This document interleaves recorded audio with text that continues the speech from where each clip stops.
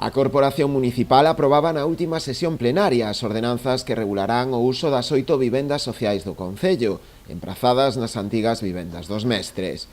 O alcalde Julián Bustelo destacou o logro, valorando tamén o traballo desenvolvido nestes últimos meses de cara á elaboración das bases. Estamos moi satisfeitos porque estamos falando do case ao remate. O remate será cando as persoas interesadas ocupen estas vivendas por fin, pero estamos falando xa do case remate dun proceso moi longo, un proceso que se iniciou xa non na legislatura pasada, senón na anterior, con o goberno do BNG, que tivo o respaldo do Instituto Galego de Vivenda e Solo, que foi quen sufragou a rehabilitación destas vivendas.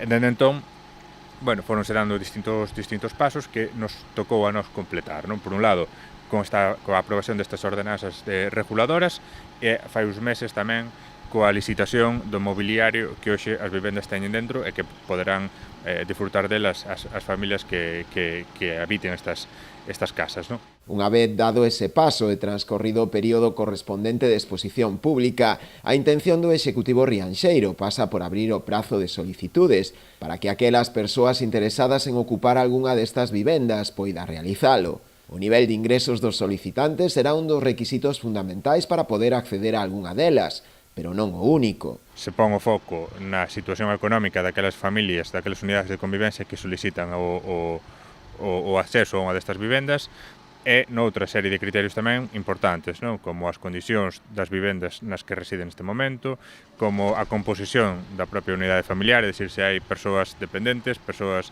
moi vellas, persoas menores tamén, persoas vítimas de violencia de xénero, é dicir, unha serie de criterios que nos levarán, si todo o facemos correctamente, que nos levarán a adxudicar estas vivendas a quen máis o necesita.